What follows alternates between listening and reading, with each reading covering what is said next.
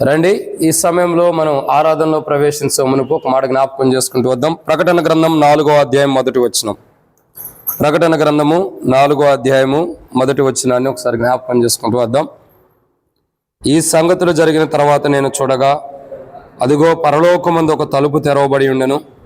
మరియు నేను మొదటి వినిన స్వరము బోర ధ్వని వలె నాతో మాట్లాడగా వింటిని. ఆ మాట్లాడిన వాడు ఇక్కడికి ఎక్కిరమ్ము, ఇక మీదట జరగవలసినవి నీకు కనపరిచేదనే నేను. కాబట్టి ఇక్కడ దేవుని యొక్క వాక్యాన్ని చూసినట్లయితే ఒక మాట రాయబడుతూ వచ్చింది. ఏంటి మాట అంటే, పరలోకమందు తలుపు తెరవబడి ఉండెను, నేను మొదటి వినిన స్వరం వంటి స్వరం వింటిని అని యోహాను సెలవిస్తూ వస్తున్నాడు. పరలోకమందు తలుపు తెరవబడింది, మొదటి వినిన స్వరం విన్నాడు. సరే, ఆ స్వరం ఏంటి ఏందన్నది తర్వాత మనం చూస్తూ వస్తాం. ఈ మొదటి వినిన స్వరం ఎప్పుడు వింటూ వచ్చాడు? మొదటి వినిన స్వరాన్ని ఎప్పుడు విన్నాడంటే, ప్రకటన గ్రంథం 1వ అధ్యాయం 10వ వచనం. ప్రభు దినమందు ఆత్మావశనై ఉండగా బోర ధ్వని వంటి గొప్ప స్వరము. కాబట్టి ఎప్పుడు ప్రభు స్వరాన్ని వింటూ వచ్చాడు? మొదటి స్వరం అంటే ప్రభు దినమందు. ఇప్పుడండి ప్రభు దినమందు, ఏదైతే ప్రభు దినమందో ఆ ప్రభు దినమందు బోర ధ్వని వంటి గొప్ప స్వరాన్ని యోహాను విన్నటువంటి విధానాన్ని ఇక్కడ మనం చూస్తూ వస్తున్నాం.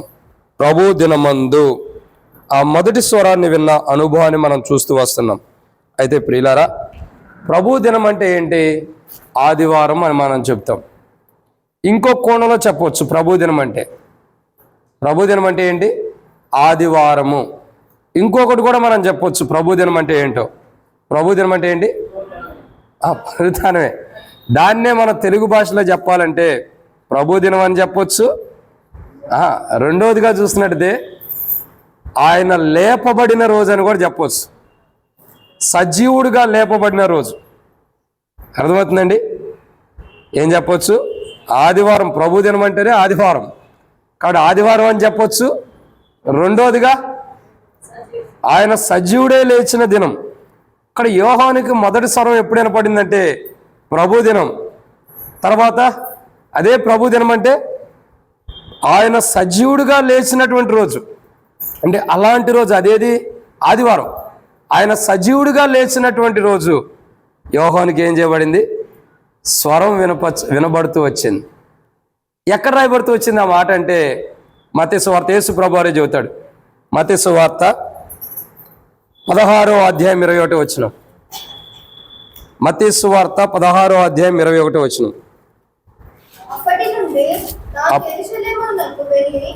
అప్పటి నుండి తాను యెరూషలేమునకు వెళ్ళి పెద్దల చేతను ప్రధాన యాజకుల చేతను శాస్త్రుల చేతను అనేక హింసలు పొంది చంపబడి మూడో దినమున లేచుట అగత్యమని యేసు తన శిష్యులకు తెలియజేయ మొదలు పెట్టగా. అంటే అగత్యము, మూడో దినమును లేచుట అగత్యం అని చెబుతున్నాడు. ఈ మూడో దినం అన్నది ఏంటంటే, మూడో దినం ఏంటి? యేసు ప్రభువారిని ఎప్పుడు సిలువ వేశారు? శుక్రవారం సిలువ వేశారు. వస్తుంది శుక్రవారం దగ్గరికి. ఎప్పుడు ఆయన లేచాడు అంటే శుక్రవారం, శని, ఆదివారం 3 రోజులు అయిందా లేదా? అయిందే. నేను చెబుతాను. ఏమంటున్నాడు ఇక్కడ? మూడో రోజున ఏమవుతున్నాడు? లెగుచుట అగత్యము. అంటే అర్థం ఏంటి? మూడో రోజున సజీవుడే లెగుస్తాడని అర్థం. ఎలా లెగుస్తాడని కొన్ని తెలుగు వ్యాఖ్యానంలో చూసినట్టయితే మూడో దినమున లేచుట అంటే సజీవుడై లెగుస్తున్నాడని అర్థం. ఎలా లెగుస్తున్నాడు? సజీవుడు. ఆ డోర్ ఓపెన్ చేయండి. కాబట్టి ప్రియులారా, మొదటి మాటని ఇక్కడ మనం చూస్తూ వస్తున్నాం. ప్రభు దినము అంటే ఆయన సజీవుడిగా లేచినటువంటి రోజు. ఇక్కడ చూడు ప్రవీణ్, లైట్ ఒకటి ఉంది ఇక్కడ. కాబట్టి ఆయన సజీవుడిగా లేచినటువంటి రోజు. ఎలాంటి రోజు అండి అది? సజీవుడిగా. ఇక్కడ పెట్టు, కొద్దిగా బాక్స్ వెనక్కి పెట్టు.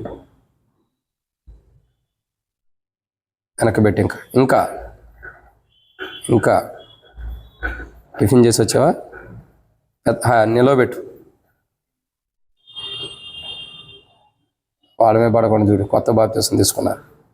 కాబట్టి దేవుని యొక్క వాక్యాన్ని చూసినట్టయితే బైబిల్లో రాయబడినటువంటి మాట, ఆయన సజీవుడుగా లేపబడినటువంటి దినం. మూడో దినం అంటే ఏంటి? పునరుద్ధరణ. మూడో దినం అంటే ఆదివారం. ఆదివారం అంటే సజీవుడుగా ఆయన లేపబడినటువంటి దినం. కానీ ఏ సజీవుడుగా ఆయన లేపబడిన దినం ఉందో ఆదివారము, ఆ దినమున యోహానుకి దేవుడు ఏం చేశాడు? దర్శనం ఇచ్చాడు, మొదటి స్వరాన్ని వినిపించాడు. ఆయన పరలోకం నుండి తన మొదటి స్వరాన్ని యోహానుకి వినిపించాడు. ఎప్పుడు? ఆయన సజీవుడుగా లేచినటువంటి దినమున. ఏ దినము? ఆయన సజీవుడుగా లేచినటువంటి దినమున తన స్వరాన్ని యోహానుకి దేవుడు వినిపించాడు. అయితే ఇప్పుడు మనం చూసేటటువంటి మాట ఏంటంటే ప్రియులారా, సజీవుడుగా లేపబడిన దినమున ఆ రోజు ఏం జరిగింది? మీకు అర్థమవుతుందండి? ఆయన సజీవుడుగా లేపబడినటువంటి దినమున ఏం జరిగింది? ఎందుకంటే ఆ రోజే ప్రత్యేకంగా యోహానికి తన స్వరాన్ని వినిపించాడు. యోహానికి తన స్వరాన్ని వినిపించాడు. చున్నీ అందమ్మా, మంచిదని. అయితే ఇక్కడ కాదు, మందిరానికి వచ్చేటప్పుడు వేసుకురావాలి అందరూ కూడా. కాబట్టి ఆయన సజీవుడుగా లేపబడినటువంటి దినం, ఆ దినమున యోహానికి ఏం చేశాడు? తన స్వరాన్ని వినిపించాడు. ఆయన సజీవుడుగా లేపబడిన దినము, ఆ రోజు ఏం జరిగింది? ఆ రోజు యోహానుకి తన స్వరాన్ని వినిపించాడు. మరి ఇంకేం జరిగింది ఆ రోజు? అంటే ప్రభు సజీవుడిగా లేచినటువంటి దినం. ఇక ఈస్టర్ గురించి ఇప్పుడే చెప్పి అతని వాక్యం. ఈస్టర్ గురించి సేవకుడు లేడు, అయ్యో ఎట్టా అనుకో అసలు. ఈస్టర్ వర్తమానం ఈరోజు అయిపోయింది. దేవునికి వందనాలు, కరెంట్ వచ్చింది అట్లా అనుకుంటాం కదా మనం. కాబట్టి ఎడకి ఈస్టర్ కూడా ఏడుంటే ఎట్టగక్క అస్సలు ఉండవు, ఏమాత్రమును ఉండవు. కాబట్టి దేవుని యొక్క వాక్యాన్ని చూసినట్టే, అంటే ఈస్టర్కి గుడ్ ఫ్రైడేకి నేనుంటే అదే పచ్చడి, అదే చికెను, అదే గోంగూర చట్నీ అయింది కదా. కొత్త వాళ్ళు ఎత్తే పచ్చళ్ళు ఉండయో చికెన్లు ఉండయో తెలిసిపోయింది. కానీ అందుకే మనకు కూడా కొద్దిగా అర్థమైంది. మేము కూడా పోవటం ద్వారా అక్కడ కూడా రూపాంతరం వస్తారు కదా కొంతమంది. సరే, ఇక్కడ దేవుని యొక్క వాక్యాన్ని చూసినట్టు ప్రియులారా, ఆయన సజీవుడుగా లేచినటువంటి రోజు, ఆ రోజు ఏం జరిగింది? ఆయన సజీవుడిగా లేచినటువంటి రోజు, ఆ రోజు ఏం జరిగిందంటే బైబిల్లో కొన్ని విషయాలు ఉన్నాయి. వాటిని మనం ధ్యానించే మునుపు ప్రభు నడిపింపు కొరకు చిన్న ప్రార్థన. పరిశుద్ధుడు అయిన తండ్రి, ప్రేమ కలిగిన దేవా, మహా గొప్ప తండ్రి, ఆకాశం మహాకాశం పట్టజనం గొప్ప దేవా, మీకు స్తోత్రములు. ఉదయ కాల సమయంలో మీ పరిశుద్ధమైన పాదముల దగ్గరికి వస్తున్నాం. మీరు ఎంతైనా గొప్ప దేవుడి. ఆ రోజు, మూడో రోజు సజీవుడిగా మీరు లేచినటువంటి దినం, ఆ రోజు ఏం జరిగిందన్నది మేము కొన్ని విషయాలు జ్ఞాపకం చేసుకోబోతున్న సాయం చేయండి. దాసుడి కన్ను యజమానుడి వైపు చూస్తున్నట్లు, దాసుడి కన్ను యజమానుల వైపు చూస్తున్నట్లు మా కన్నులు మీ వైపు వీక్షిస్తుండగా మీరే సహాయం అనుగ్రహించి మహిమ పొందండి. నీ ప్రజల పక్షాన నీకున్న దయ చొప్పున దయతో నన్ను జ్ఞాపకం చేసుకుని నాతో మాట్లాడి అక్కడ తీర్చమని, ఈ వాక్యం ఎంతో దీవించమని. వాక్యం ధ్యానించడానికి నేనైతే బలహీనుడిని, నిష్ప్రయోజకమైన వాడిని, ఎన్నిక లేని వాడిని, ఎందుకు పనికిరాని వాడిని. అయినప్పటికీ దేవు, ఈ వాక్యం ధ్యానించడం కొరకై నేను బలహీనుడిని, నిష్ప్రయోజకమైన వాడిని అనుకుంటూ దాసుడి కన్ను యజమానుడి వైపు చూస్తున్నట్టు, దాసుడి కన్ను యజమానుల వైపు చూస్తున్నట్టు మా కన్ను మీ వైపు వీక్షిస్తున్నాగా మీరే సహాయం గురించి మహిమ పొంది, నీ ప్రజల పక్షాన నీకున్న దయ చొప్పున దయతో జ్ఞాపకం చేసుకుని నాతో మాట్లాడి అక్కడ తీర్చమని, ఈ వాక్యం ఎంతో దీవించమని, వాక్యం ద్వారా మాకును మీ పురుకొలుపు బయలుపరిచి శత్రు సిగ్గు మీకు మహిమ తెచ్చుకోమని, వచ్చిన వారందరూ బట్టి స్తోత్రాలు. రావాల్సిన వారిని తరబడి తీసుకురండి. మధ్య మార్గంలో ఉండవలసిన సకాలం నడిపించండి. ఎవరికి టపాయిలకి ఇళ్ళు జరగకుండా సాయం చేయండి. దేవదాస్ అన్న కూడా చేతిని ముట్టి స్వస్థపరచమని, యేసు ప్రభు మరి ఈ కూడికి అంతా దీవించి, ఈ వర్తమానం ద్వారా మేము మిమ్మల్ని ఎలా ఆరాధించాలో, ఆ యొక్క సజీవుడిగా లేపబడిన దినం ఏం జరిగిందో మేము గుర్తెరిగిన వారమై, అట్టి అనుభవంలోకి వచ్చిన వారమై మిమ్మల్ని ఆరాధించడం కొరకై సిద్ధపరచమని ప్రభువైన యేసుక్రీస్తు నామం పేరిట విశ్వాసంతో మరి తెరవబడిన ఆకాశం మాకు అనుగ్రహించి, ఆకాశం ఇప్పి పటజాలంతా విస్తారమని పరిశుద్ధాత్మను అభిషేకించి నాతో మీరు మాట్లాడమని ప్రభువైన యేసుక్రీస్తు నామం పేరిట విశ్వాసంతో స్తుతించి ప్రార్థించి అడిగిపెట్టుకుంటున్నాం తండ్రి, ఆమేన్. కాబట్టి ప్రియులారా, ఇక్కడ దేవుని యొక్క వాక్యాన్ని చూస్తున్నాం. ఆయన సజీవుడిగా లేపబడిన దినం ఏం జరిగింది? ఎందుకంటే ఆ రోజే యోహానుకి మొదటి స్వరాన్ని వినిపించాడు. అవునా? యోహాను ఏమంటాడు? ప్రకటన గ్రంథం 4వ అధ్యాయం 1వ వచనములో, నేను మొదట వినిన స్వరం వంటి స్వరమును విన్నాను అంటున్నాడు. మొదటి వినిన స్వరం ఎప్పుడు విన్నాడు? ప్రకటన గ్రంథం 1వ అధ్యాయం 10వ వచనంలో మొదటి స్వరాన్ని వింటున్నాడు. ఎప్పుడు వింటున్నాడు? ప్రభు దినమందు వింటున్నాడు. ప్రభు దినమందు మొదటి స్వరాన్ని వింటున్నాడు. ప్రభు దినం అంటే ఏంటి? ఆదివారం అని మనం చూస్తున్నాం. ఇంకో కోణంలో చూడాలంటే ప్రభు దినం అంటే ఆయన సజీవుడిగా లేచినటువంటి రోజు. ఆయన సజీవుడిగా లేచినటువంటి రోజు. ఆయన సజీవుడిగా లేచిన రోజు ఏం జరుగుతుంది? ఆయన సజీవుడిగా లేచిన రోజు ఏం జరిగింది అని అంటే బైబిల్లో కొన్ని విషయాలు ఉన్నాయి. రండి దాంట్లో మొదటి మాటను చూద్దాం. చాలా త్వరగా వెళ్దాం, ఎక్కడికి ఇంటికి కాదండి, వాక్యం ధ్యానించడానికి. కాబట్టి చాలా త్వరగా ధ్యానించడానికి ప్రయత్నిద్దాం. రండి దేవుని యొక్క వాక్యాన్ని చూసినట్లయితే అపోస్తలుడైన పౌలు కొరింథీయులకు రాసిన మొదటి పత్రిక 15వ అధ్యాయం. అపోస్తలుడైన పౌలు కొరింథీయులకు రాసిన మొదటి పత్రిక 15వ అధ్యాయం. అపోస్తలుడైన పౌలు కొరింథీయులకు రాసిన మొదటి పత్రిక 15వ అధ్యాయం 56వ వచనం. మరణపు ముళ్ళు పాపము, పాపమునకున్న బలము ధర్మశాస్త్రమే. ఇక్కడ మనం జాగ్రత్తగా గమనించినట్టయితే ప్రియులారా, యేసుక్రీస్తు ప్రభువారు ఆయన సజీవుడిగా లేపబడిన రోజు ఏం జరుగుతుందంటే మరణమునకున్న బలం ధర్మశాస్త్రమును నెరవేర్చిన వాడు కొన్నాడు. ఏం చేస్తున్నాడు? ధర్మశాస్త్రాన్ని నెరవేర్చిన వాడు కొన్నాడు. చూడండి, మొదటి కోణాన్ని మనం చూస్తున్నాం. ధర్మశాస్త్రానికి ఉన్న బలం ఏంటి? పాపమునకున్న బలం ధర్మశాస్త్రమే. ధర్మశాస్త్రానికి ఉన్న బలం కాదు, కానీ పాపమునకున్న బలం ఏంటి? ధర్మశాస్త్రమే. అంటే పాపానికి ఉన్న బలము ధర్మశాస్త్రం ఎట్లా అయింది? అయిద్దా? చెప్పండి, అయిద్దా లేదా? కాదు కదా, అయిద్దా? చెప్పండి, మీరే చెప్పండి. పాపానికి ఉన్న బలము ధర్మశాస్త్రం అయ్యిద్దా? అయిద్దా? మరి పౌలు ఎందుకు రాశాడు? కొరింథీయులకు రాస్తా అన్నాడు కదా, పాపములకు ఉన్న బలము ధర్మశాస్త్రం అని ఎందుకు రాశాడు మరి? సరే, మీ మాటల ప్రకారం పాపమునకున్న బలం ధర్మశాస్త్రం కాదు, పాపమునకు బలముగా ధర్మశాస్త్రం ఎప్పుడూ ఉండదని మీరు అంటున్నారు. మరి పౌలు ఎందుకు అంటారు? పౌలు ఎందుకు రాస్తున్నాడు పాపమునకున్న బలం ధర్మశాస్త్రమేనని? చూడండి, పాపమునకున్న బలం ధర్మశాస్త్రం అని పౌలు ఎందుకు రాస్తున్నాడంటే, ధర్మశాస్త్రం ఏం చెబుతుంది? పాపలు ఒప్పుకోమని కాదమ్మా. ధర్మశాస్త్రం చెప్పేది ఏంటంటే నీ పొరుగు అనేది ఆశించొద్దు అంటుంది. పాపం అంటే ఏంటి? ఆశించేది. ఇప్పుడు దీని బలం ఏంటి? ధర్మశాస్త్రం ఏమో చేయొద్దంది, మనం చేస్తున్నాం. అంటే ఇప్పుడు ధర్మశాస్త్రం పాపానికి ఎలా ఉంది? బలంగా ఉంది. ఎందుకు బలము? ఈ ధర్మశాస్త్రం ఏం చేయొద్దంటుందో మానవుడు చేస్తాడు కాబట్టి ధర్మశాస్త్రం పాపానికి ఏమవుతుంది? బలం వస్తుంది బాగా. అర్థమవుతుందండి?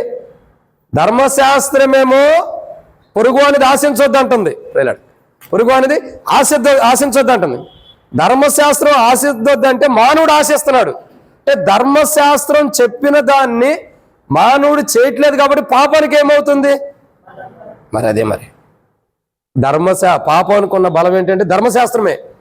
ధర్మశాస్త్రం ఏది చేయొద్దంటే మనం చేస్తాం కాబట్టి ధర్మశాస్త్రం పాపానికి ఎలా ఉంది? బలంగా ఉంది. అంటే ఏది చేయొద్దన్నాడు ఆ పని మనం చేయటం ద్వారా పాపానికి బలం ఎక్కువ అవుతుంది. ధర్మశాస్త్రం ఏమో ఈ పని చేయొద్దంటుంది, మనం చేయటం ద్వారా బలం పెరుగుతుంది. అంటే ధర్మశాస్త్రం ఏమైతే తప్పులు చేయొద్దు, ఏమైతే పొరపాటు చేయొద్దు అంటుందో అవి మానవుడు చేయటం ద్వారా పాపానికి బలం పెరుగుతుంది. అందుకే పాపమునకున్న బలం ధర్మశాస్త్రం అని ఎందుకు అంటున్నారంటే, పాపం ఏం చేస్తుంది? ధర్మశాస్త్రం వైపు చూస్తుంది. పాపం ధర్మశాస్త్రం వైపు చూడటం ద్వారా మానవులందరూ పాపంలో పడిపోతున్న అనుభవం కనపడుతుంది. కానీ ఇక్కడ మనం చూసినట్లయితే ఆయన సజీవుడిగా లేపబడిన దినమున ఆ రోజు ఏం జరిగిందంటే, ఆయన సజీవుడిగా లేపబడిన దినమున ఆ రోజు యోహానుకి దర్శనము వెలుగులో మొదటి స్వరాన్ని వినిపిస్తున్నాడు దేవ్ ప్రభు. ఆ మొదటి స్వరాన్ని విన్నటువంటి ఆ రోజు ఏం జరుగుతూ వచ్చినది? ప్రభు దినం. ఆ ప్రభు దినం ఏం జరిగింది? ఆయన సజీవుడిగా లేపబడినటువంటి దినం. ఆ సజీవుడిగా లేపబడిన రోజు ఏం జరుగుతూ వచ్చిందంటే ధర్మశాస్త్రానికి ఉన్న బలాన్ని తీసివేయబడుతూ వచ్చింది. ధర్మశాస్త్రానికి ఉన్న బలము తీసివేయబడుతూ వచ్చింది. ధర్మశాస్త్రం కాదు, పాపమునకున్న బలం తీసివేయబడుతూ వచ్చింది. ఇప్పుడు ధర్మశాస్త్రం ఉండటం ద్వారానేగా పాపం పెరిగిపోతుంది. ధర్మశాస్త్రం ఉండటం ద్వారానేగా పాపం అధిగమిస్తుంది. ధర్మశాస్త్రం ఉండటం ద్వారానేగా పాపం విస్తరించి వెళ్ళిపోతుంది. అవునా కాదండి? అసలు ఏమైనా అర్థమవుతుందా లేదా వాక్యం? ఏం అర్థం కాలే. నాకు అర్థమైంది మీ మొఖాలు చూస్తుంటే. ధర్మశాస్త్రం ఏంటి? ఇదిగో ఈ తప్పు చేయొద్దు, నీ పొరుగు అనేది ఏది ఆశించొద్దు, నీ తల్లిదండ్రులను సన్మానించాలి, నేను తప్పుగా వేరే దేవుడు లేడు అన్నాడు, ఇంకా ఏ రూపాన్ని చేసుకోవద్దు అన్నాడు. ఇవన్నీ ధర్మశాస్త్రం చెప్పింది. కానీ మానవుడు ఏం చేస్తున్నాడు? ఏది దేవుడు చెప్పాడో, ఏది ధర్మశాస్త్రం రాయబడిందో అవే చేయడు. అందుకే పాపానికి బలం ఉంది. పాపానికి బలం ఎక్కడి నుంచి వచ్చింది? ఏది ధర్మశాస్త్రం చెబుతుందో అది చేయకపోవటమే పాపానికి బలం వచ్చేసింది. ధర్మశాస్త్రంలో రాయబడిన దాన్ని బట్టేగా పాపానికి బలం వస్తుంది. ధర్మశాస్త్రాన్ని నెరవేరిస్తే పాపానికి బలం ఉంటుందా? ఉండదు. పాపము బలపడటానికి కారణం ఏంటి? ధర్మశాస్త్రం. ధర్మశాస్త్రం అంటే తప్ప కాదు. ధర్మశాస్త్రంలో ఏదైతే నీతిగా జీవించమని రాసిందో అది మనం జీవించకపోవడం ద్వారా పాపానికి ఏమవుతుందంటే బలం అయిపోతుంది. పాపానికి ఏమవుతుంది? బలం. అప్పుడు ధర్మశాస్త్రాన్ని బట్టి పాపం ఎక్కువైపోతుంది. అంటే ఇక్కడ ధర్మశాస్త్రం తప్పు చేస్తుందని కాదు, ధర్మశాస్త్రంలో రాయబడిన మాటను మనం నెరవేర్చకపోవడం ద్వారా పాపం పెరిగిపోతుంది. అయితే ఈ యొక్క పాపమునకున్న బలము ధర్మశాస్త్రం. అసలు ఆ ధర్మశాస్త్రాన్ని నెరవేరిస్తే ఇంకా పాపం ఎక్కడ ఉండిద్ది? ఇప్పుడు అర్థమైందండి? అసలు పాపానికి ఉన్న బలం ధర్మశాస్త్రం. ధర్మశాస్త్రమే లేకుండా చేస్తే పాపానికి బలం ఎక్కడి నుంచి వచ్చింది? ఏ రాదు కదా. మరి అదే ఆ రోజు జరిగింది. ప్రభు సజీవుడిగా లేపబడిన రోజు ఏం జరిగిందంటే పాపానుకున్న బలం ధర్మశాస్త్రం. ఆ ధర్మశాస్త్రాన్ని ఎవరో నెరవేర్చలేకపోతున్నారు కాబట్టి పాప బలం పెరిగిపోయింది. ఆ ధర్మశాస్త్రాన్ని నెరవేర్చి ఆ ధర్మశాస్త్రాన్ని సంపూర్ణంగా నెరవేర్చి దాన్ని తీసివేసిన అనుభవానికి ప్రభు తీసుకొచ్చాడు. ధర్మశాస్త్రాన్ని తొలగించడానికి ఆయన రాలా, దాన్ని నెరవేర్చడానికి వచ్చాడు. ధర్మశాస్త్రం నెరవేర్చబట్టడం ద్వారా ఏం జరిగింది? పాపమునకున్న బలం ఏంటో కూలద్రోయబడుతూ వచ్చింది. పాపానుకున్న బలం కూలద్రోయబట్టడం ద్వారా ఇప్పుడు ఏమైంది? ఇప్పుడు చెప్పండి. పాపం ఉందా? ఇక పాపానికి ఇక బలం లేదు. ఇప్పుడు పాపానికి బలం లేదు. ఇక పాపం ఎంత ప్రయత్నించినా దానికి బలం ఉండదు. ఎందుకు? యేసు ప్రభువారు సజీవుడే లేచాడు కాబట్టి ఇక పాపం ఎక్కడ విస్తరించనో అక్కడ దేవుని కృప అధికముగా ఏమవుతుంది? విస్తరిస్తుంది. దేవుని కృప అధికముగా విస్తరిస్తున్నప్పుడు ఇంకా పాపం ఎక్కడ ఉంటుంది? పాపానికి బలం ఎక్కడ ఉంటుంది? ఎక్కడ పాపం వెళ్తుందో దాని వెనక దేవుని కృప వెళ్తుంది. ఎక్కడ పాపం ముందర నడుస్తుందో దాని వెనక దేవుని కృప వెళ్తుంది. పాపంలో ఉన్న మానవుడి దగ్గరికి దేవుని కృప వెళ్ళి మానవుల్లో ఉన్న పాపం ఒప్పింపజేయటం ద్వారా పాపం అనేది ఓడబడుతుంది, దేవుని కృప నెగ్గబడుతూ వస్తుంది. ఇప్పుడు అర్థమైందండి? పాపమునకున్న బలం ధర్మశాస్త్రం అయితే ధర్మశాస్త్రాన్ని నెరవేర్చాడు. ఆయన సజీవుడిగా లేపబడిన రోజు ఏం జరిగిందంటే ధర్మశాస్త్రాన్ని నెరవేర్చిన వాడుకుంటాడు. ధర్మశాస్త్రాన్ని నెరవేర్చి ఆ ధర్మశాస్త్రాన్ని తీసివేసి క్రొత్త ఆజ్ఞ మనకి ఇచ్చాడు, నిన్ను వలె నీ పొరుగువాడిని ప్రేమించమని. ఇప్పుడు ధర్మశాస్త్రం ఉందా? లేదు. ఎందుకు? అది నెరవేర్చబడింది కాబట్టి అది తీసివేయబడింది. ఇప్పుడు పాపం అయితే ఉంది కానీ దాని బలం ఉందా? లేదు. చూడండి, ధర్మశాస్త్రం అయితే తీసివేయబడిన అనుభవం ఉంది కానీ పాపం అయితే ఉంది కానీ దానికి బలం లేదు. ధర్మశాస్త్రం ఉంటేనేగా పాపానికి బలం. ధర్మశాస్త్రాన్ని నెరవేర్చి దాన్ని తీసివేస్తే పాపానికి బలం ఎక్కడి నుండి వచ్చింది? ఇక పాపానికి బలం రాదు కదా. అదే జరుగుతూ వచ్చింది. కాబట్టి ప్రియులారా, ఇక్కడ మనం జాగ్రత్తగా గమనించినట్టే పాపానికి ఉన్న బలం ధర్మశాస్త్రం. అసలు పాపానికి ఉన్న బలాన్ని తీసేస్తే ఇంకా పాపం ఎక్కడ నెగ్గిద్ది? అందుకే పాపానికి బలమైనటువంటి ధర్మశాస్త్రాన్ని ఆయన సజీవుడిగా లేపబడిన రోజు ఆ ధర్మశాస్త్రాన్ని నెరవేర్చి దాన్ని తీసివేసాడు. దాన్ని తీసివేయడం ద్వారా, దాన్ని నెరవేర్చడం ద్వారా ఏం జరిగింది? పాపానికి ఉన్న బలము పోయింది. ఇప్పుడు ఆయన సజీవుడిగా లేపబడిన రోజు పాపానికి ఉన్న బలము కూలద్రోయబడింది. తద్వారా ఇప్పుడు పాపానికి బలం లేదు. మరి ఎవరికి బలం ఉంది? యేసు ప్రభు వారిది. కాబట్టి మొదటిగా ఆయన సజీవుడిగా లేపబడిన ప్రభు దినము మొదటి స్వరాన్ని యోహానికి వినిపించాడు. ఆ ప్రభు దినం ఎలాంటిదంటే ఆయన సజీవుడిగా లేపబడినటువంటి రోజు. ఆయన సజీవుడిగా లేపబడిన రోజు ఏం జరిగిందంటే మొదటిగా పాపానికున్న బలం ధర్మశాస్త్రం ఏమైంది? తీసివేయబడింది, నెరవేర్చబడింది. తద్వారా పాపానికున్న బలము కూలద్రోయబడింది. ఇప్పుడు పాపానికి బలము లేదు. ఆయన సజీవుడిగా లేపబడిన రోజు పాపానికి ఉన్న బలము కూలద్రోయబడింది. పాపానికి ఉన్న బలం కూలద్రోయబడిన కాదు, క్షమించండి, పాపానికి ఉన్న బలము తీసివేయబడింది. కాబట్టి ఇప్పుడు పాపానికి బలము లేదు. రెండవదిగా ఆయన సజీవుడై లేపబడిన దినము, ఆ రోజు ఏం జరిగిందంటే పాపానికి ఉన్న బలము తీసివేయబడింది. ఇప్పుడు పాపానికి బలము లేదు. పాపమునకు బలము లేదు. పాపం అయితే ఉంది కానీ దానికి బలం లేదు. ఒకప్పుడు బలం ఉంది. పాపానికి ఉన్న బలం ఏంటి తెలుసా? మనిషి పాపం చేస్తే రాళ్లతో కూడా చంపాలి. పాపానికి ఉన్న బలం ఏంటి? మనిషిని చంపేసేంత బలం పాపానికి ఉంది. కానీ ఇప్పుడు పాపముకు అంత బలం లేదు. పాపం అయితే ఈ లోకంలో ఉంది కానీ మనిషిని చంపే అంత బలం పాపానికి లేదు. ఎందుకని? పాపం చేసిన వాడు యేసు ప్రభు రక్తం దగ్గరికి వచ్చి, యేసు ప్రభు నేను పాపిని అని క్షమించండి అనగానే ఇప్పుడు పాపం ఏమైపోతుంది? క్షమించబడుతుంది.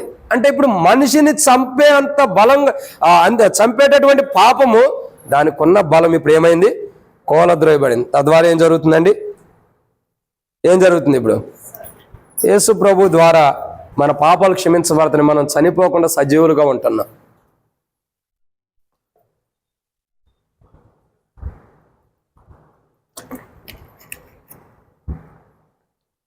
ఇది ఎన్నో మాట? మొదటి దాంట్లోనే ఉన్నామా? త్వరగా వెళ్దాం, ఇంకా త్వరగా ముగిద్దాం. రెండో మాటను మనం చూద్దాం. అపోస్తలుడైన పౌలు కొరింథీయులకు రాసిన మొదటి పత్రిక 15వ అధ్యాయం 2వ మాటను మనం చూద్దాం. 56వ వచనం. అపోస్తలుడైన పౌలు కొరింథీయులకు రాసిన మొదటి పత్రిక 15వ అధ్యాయం 56వ వచనం.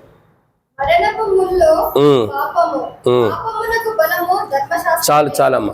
మరణమునకు ముల్లు పాపము అంటే అర్థం ఏంటంటే, వ్యాఖ్యానంలో మరణపు ముల్లునకు పాపం అంటే అపరాధం, కొండెముతో కూడిన అపరాధము అని అర్థం.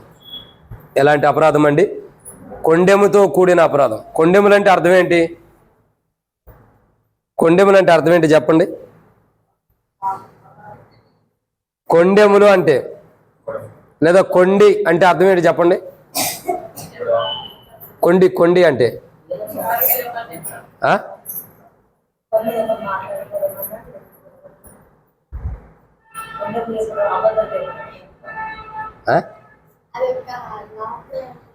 లాక్ లాంటిదా? గడియా? కొండి అంటే ఏంటి? గడియనా? కొండెములు కాదు. కొండి అంటే అర్థం ఏంటి చెప్పండి? గడియనా? చెప్పండి అక్క. ఏంటి మీ మేనగోడ తెలిసినంత కూడా మీరు తెలియకపోతే అట్టగక్క. కొండి అంటే ఏంటి? గడియనా? అపరాధానికి గడిగా ఉంది. ఏంటిది? పాపం, మరణం. ఒక మాటలో చెప్పాలండి, పాపం కాదు, మరణపు ముళ్ళు అని ఉంది కదా. మరణపు ముళ్ళు అంటే గడిలాగా ఉన్నటువంటి మరణం. ఎలాంటిదండి? గడిలాగా ఉన్న మరణం అంటే ఓ రకంగా చెప్పాలంటే బంధించినటువంటిది. గడి ఎప్పుడు పెడతాం ఇంటికి? ఎక్కడికైనా బయటకు వెళ్ళినప్పుడు ఇంట్లో ఉండే వస్తువులన్నింటినీ బంధించి పెడతాం. మళ్ళీ ఇంట్లో నుంచి బయటకు వచ్చిన తర్వాత కూడా బంధించే పెడతాం, ఎందుకంటే కోతులు వస్తాయి కదా. కాబట్టి మన ఇంట్లో ఉండే వస్తువులన్నీ ఎప్పుడు బంధించే ఉంటాయి. మనం బంధించబడి ఉండకూడదండి. సరే, జ్ఞాపకం చేసుకోవాల్సిన విషయం ఏంటండి? బంధించబడింది అంటే అపరాధముల చేత బంధించబడినది. అపరాధముల చేత బంధించబడినది అని అర్థం. అంటే అపరాధముల చేత బంధించబడినటువంటి స్థితిని ఆయన సజీవుడిగా లేపబడిన తర్వాత అపరాధముల చేత బంధించబడిన స్థితి నుండి మార్పు చెందాం. ఏం చెందామండి? మార్పు చెందుతున్నాం. అంటే ఆయన సజీవుడిగా లేపబట్టడం ద్వారా నేను మొదటి స్వరం వంటి స్వరాన్ని విన్నానని 4వ అధ్యాయం ప్రకటన గ్రంథం 1వ వచనంలో యోహాను అంటాడు. ప్రకటన గ్రంథం 1వ అధ్యాయం 10వ వచనంలో మొదటి స్వరం వినపడుతుంది. ఎప్పుడు? ప్రభు దినమందు. ప్రభు దినం అంటే ఒకటి ఆదివారం చూస్తున్నాం, 2 ప్రభు దినం అంటే ఆయన సజీవుడిగా లేచినటువంటి దినం, ఆయన సజీవుడిగా లేపబడినటువంటి దినం.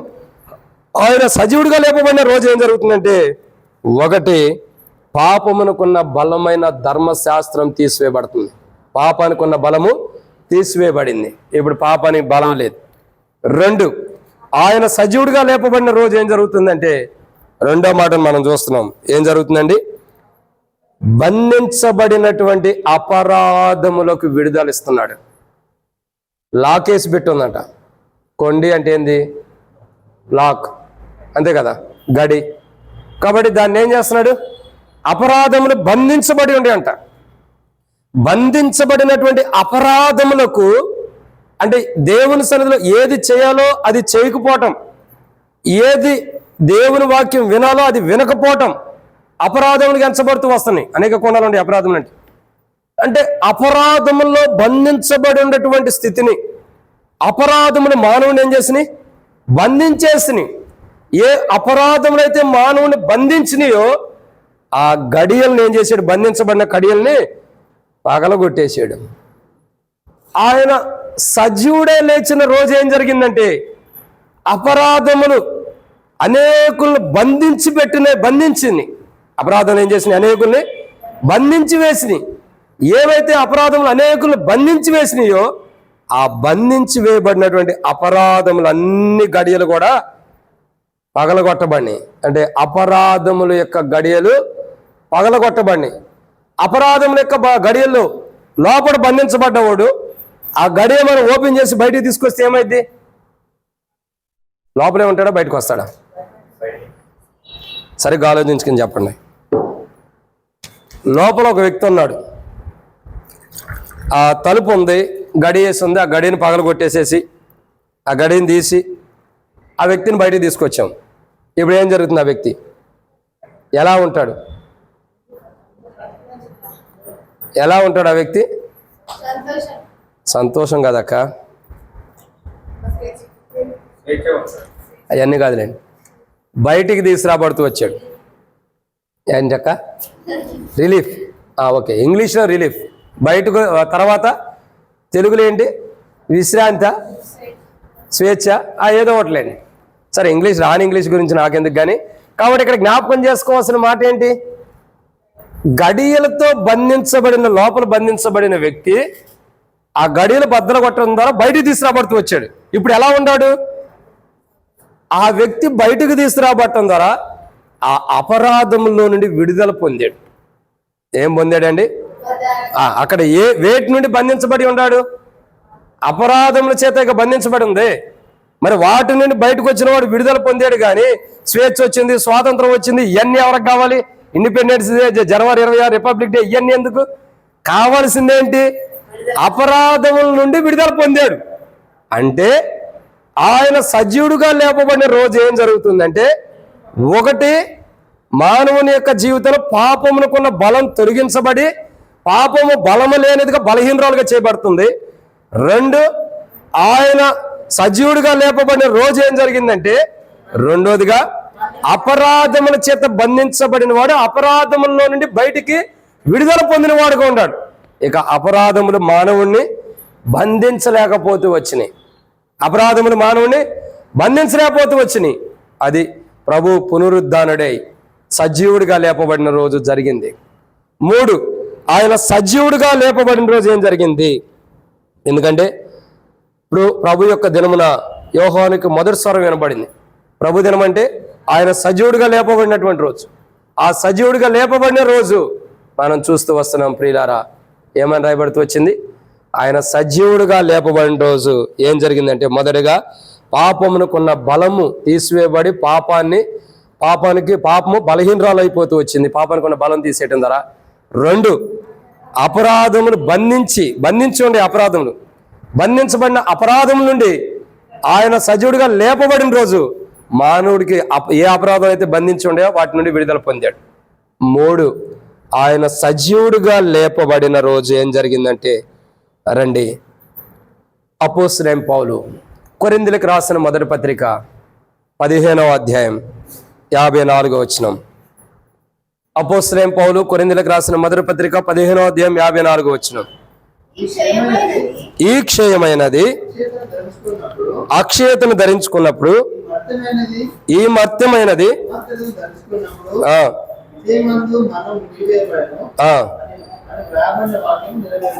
చాలన్న. కాబట్టి ఇక్కడ మనం చూస్తున్న ఎన్నో మాట ఇది?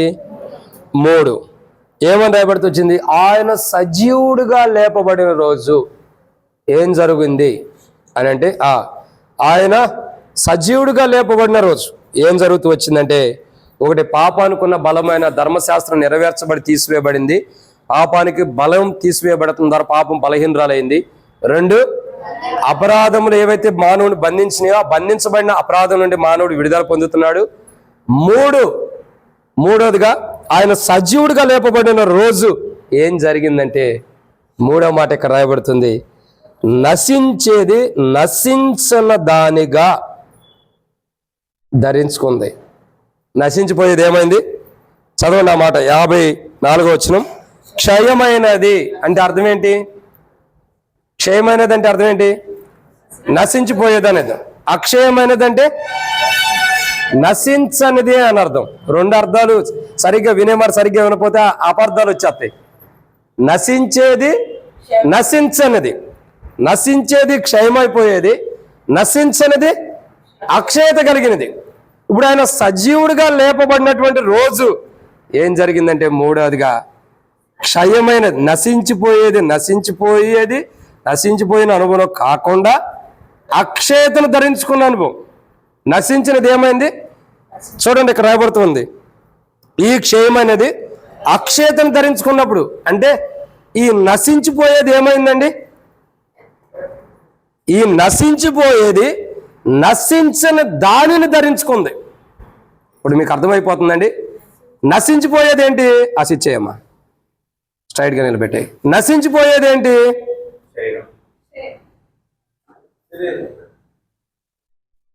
నశించిపోయేది ఏంటి చెప్పు? ఆత్మ నశించిపోతుంది. నశించిపోయేది ఆత్మే కదా, అవునా కదా? శరీరం నశించిపోతే రేపు పొద్దున మళ్ళీ ఇదే శరీరం ఎక్కళ్తావు అక్క పరలోకానికి? మరి ఆత్మ గురించే మెయిన్ ఇంపార్టెంట్. ఆత్మ వస్తేనే దీని సంగతి బయటకు వచ్చింది. కాబట్టి ఇక్కడ మనం జ్ఞాపకం చేసుకోవాల్సిన మాట ఏంటంటే, ఆత్మ నశించిపోకూడదు. అంటే క్షయమైనది మనలో ఉన్నప్పుడు ఆత్మ నశించిపోయింది. ఇప్పుడు క్షయమైనది పోయి అక్షయత ధరించుకుంటుంది. ఇప్పుడు దీనికి ఇంకో మాట చెప్పమంటారా? ఈ శరీరము పోయి ఏ శరీరం వస్తుంది? మహిమగల శరీరాన్ని మనం ధరించుకున్నాం. ఇప్పుడు అర్థమైందా? ఈ శరీరం పోయి మహిమగల శరీరం. ఇప్పుడు యేసు ప్రభు వారు సజీవుడిగా లేపబడినప్పుడు ఏ శరీరాన్ని ధరించుకుని ఉంటాడు? ఏ శరీరాన్ని అండి? మహిమ కలిగినటువంటి శరీరం. అంటే ఇక్కడ మనం గమనించాల్సిన మాట ఏంటంటే, ఈ శరీరము ఏదైతే ఈ శరీరం ఉందో ఇది నశించిపోయేది. కానీ ఒకరోజు ఈ శరీరం విడిచిపెట్టిన తర్వాత ఈ శరీరం తర్వాత మరొక శరీరాన్ని మనం ధరించుకుంటున్నాం. ఏంటి ఆ శరీరము? మహిమ కలిగిన శరీరము. అందుకే మహిమగల సంఘముని గురించి కూడా బైబిల్ స్టడీలో మనం ధ్యానిస్తున్నాం. 6 సంవత్సరాలు ధ్యానించబడి ఆ యొక్క బైబిల్ స్టడీ. ఒక రోజు అయ్యేది కాదు. బైబిల్ స్టడీ ఎంతకాలం ఉంటుంది? 1 నెల 2 నెలలు ఉండేది కాదండి, 6 నెలలు ఉండేది కాదు. 6 సంవత్సరాలు బట్టి ఆ బైబిల్ స్టడీ కంప్లీట్ చేయాలండి. కానీ ప్రియులారా, దేవుని యొక్క 6 సంవత్సరాలు నేను ఎక్కడ ఉంటానని కాదులేండి, ఎక్కడ ఉండా అదే ధ్యానిస్తాం. కాబట్టి దేవుని యొక్క వాక్యాన్ని చూసినట్టయితే ప్రియులారా, బైబిల్ చెప్పేటటువంటి మాట, ఆయన సజీవుడిగా లేపబడిన రోజు ఏం జరుగుతుందంటే, క్షయమైనది అక్షయతను ధరించుకుంది. అక్షయమైనది కాదు, క్షయమైనది అక్షయతను ధరించుకుంది. అంటే నశించిపోయేది నశించిన దాన్ని ధరించుకుంది. ఏం జరుగుతుందండి? నశించిపోయేది నశించిన దానిని ధరించుకుంది. అందుకే యేసుప్రభు అంటాడు కదా, నశించిన దాన్ని వెతికి రక్షించడానికి మనిషి కుమారుడు వచ్చాడు. ఎందుకు? నశించని వారిగా చేయటానికి. నశించని దాన్ని ఎందుకు వెతికి రక్షించాడంటే, నశించని దానిగా చేయటం కొరకు. నశించిపోయే మానవుణ్ణి, నశించిపోతున్నటువంటి మనుషుల్ని యేసుప్రభు వారు వెతికి ఎందుకు రక్షిస్తున్నాడంటే, నశించిపోయేవారంటే ఏమయ్యారు? క్షయమైపోయేవారు అక్షయతను ధరించుకోవడం కొరకు ఆయన వెతుకుతున్నాడు. ఆయన వెతికి క్షయమైన వారిని అక్షయతలోకి తీసుకొచ్చాడు. ఇప్పుడు కొత్తగా బాప్తిసం తీసుకున్నారు 3 వ్యక్తులు, నిన్న బాప్తిసం తీసుకున్నారు ప్రభువులో. దేవునికి వందనాలు. ఇప్పుడు మీరు ఎలా వచ్చారు చెప్పండి? ఎలా వచ్చారు? ఇంటి ఎలా వచ్చారంటే నడుచుకుంటూ వచ్చారు మందిరానికి. ఎలా వచ్చారు? నడుచుకుంటూ వచ్చారు. క్రీస్తులోకి ఎలా వచ్చారు? పాపంతో వచ్చారు క్రీస్తులోకి. క్రీస్తులోకి ఎలా వచ్చారు? పాపంతో రావటం ద్వారా క్రీస్తు మిమ్మల్ని పరిశుద్ధపరిచాడు. ఇప్పుడు క్రీస్తులో ఎలా ఉండారు? క్రీస్తు దగ్గరకు వచ్చేటప్పుడు ఎలా ఉండారు? నశించేవారులాగా క్షయమైన వారుగా ఉండాలి. అక్షయమైన వారు కాదు, క్షయమైన వారుగా ఉన్నారు. ఈరోజు నిన్న ఈ సమయం వరకు కూడా క్షయమైన వారుగానే ఉంటూ వచ్చారు. నిన్న ఈ గడి వరకు కూడా క్షయమైపోయేవారుగానే ఉండరు. కానీ నేడు ఈ రోజు అక్షయతను ధరించుకున్న అనుభవానికి వచ్చేసేసారు. ఆయన సజీవుడిగా లేపబడిన రోజు ఏం జరిగిందంటే, ఇది గుడ్ ఫ్రైడే ఈస్టర్ గురించిన వర్తమానమే. ఆయన సజీవుడిగా లేపబడిన రోజు మూడవదిగా ఏం జరుగుతుంది? క్షయమైనది అంటే నశించిపోయే దానిలో నుండి నశించని దాన్ని మనం ధరించుకుంటూ వచ్చాం. ఆయన సజీవుడిగా లేపబడటం ద్వారా, ఆయన సజీవుడిగా లేచినటువంటి రోజు క్షయమైపోయేది అక్షయతను ధరించుకుంది. ఇంకా చెప్పాలంటే నశించిపోయేది నశించని దానిని కలిగి ఉంది, పొందుకుంది. ఆ నశించినటువంటి అనుభవంలో నేడు మన ఆత్మల్ని, మన జీవితాన్ని ప్రభు ఆయన సజీవుడిగా లేపటం ద్వారా లెగవటం ద్వారా ఆ అనుభవంలోకి, నశించినటువంటి అనుభవంలోకి ప్రభు నశించిపోతున్న మనల్ని తీసుకొచ్చాడు. నశించిపోతున్న మనల్ని వెతికి రక్షించి నశించినటువంటి అనుభవంలోకి ప్రభు నేడు దినాన్ని తీసుకొచ్చినందుకు, ఆయన సజీవుడిగా లేపబట్టడం ద్వారా ఈ నశించిపోతున్న మనల్ని నశించినటువంటి అనుభవంలోకి తీసుకొచ్చినందుకు ప్రభువుని ఆరాధించాలి. ఇదెన్నో మాట. 3. 4వ విషయానికి వెళ్దామా? రండి, 4వ మాటను చూద్దాం. అపోస్తలుడైన పౌలు కొరింథీయులకు రాసిన మొదటి పత్రిక 15వ అధ్యాయం. అపోస్తలుడైన పౌలు కొరింథీయులకు రాసిన మొదటి పత్రిక 15వ అధ్యాయం 54వ వచనం. కొద్ది పెద్దగా చదివమ్మా, బాప్తిసం తీసుకోక మునిపే పెద్దగా చదివి. అక్షయతను ధరించుకున్నప్పుడు చాలక్క, ఇక్కడ ఆగండి. కాబట్టి 4వ మాట ఇక్కడ చూస్తున్నాం. ఆయన సజీవుడిగా లేపబడిన రోజు ఏం జరిగింది? మొదటిగా ఏం జరిగింది? ఆయన సజీవుడిగా లేపబడిన రోజు పాపమునకున్న బలమైనటువంటిది ధర్మశాస్త్రాన్ని నెరవేర్చి దాన్ని తీసివేసి పాపమును బలహీనరాలుగా చేశాడు. ఇక పాపం ఎక్కడుండా బలహీనరాలే. 3, ఇప్పుడు పాపం మన మీద బలంగా లేదు. 2, ఆయన సజీవుడిగా లేపబడిన రోజు ఏం జరిగింది? అపరాధముల చేత బంధించబడిన వారికి అపరాధం నుండి విడుదల వచ్చింది. 3, ఆయన సజీవుడిగా లేపబడిన రోజు ఏం జరిగిందంటే, 3వదిగా నశించిన దానిని నశింపకుండా చేస్తూ వచ్చాడు. 4, ఆయన సజీవుడిగా లేపబడిన రోజు ఏం జరిగిందంటే, మరణించని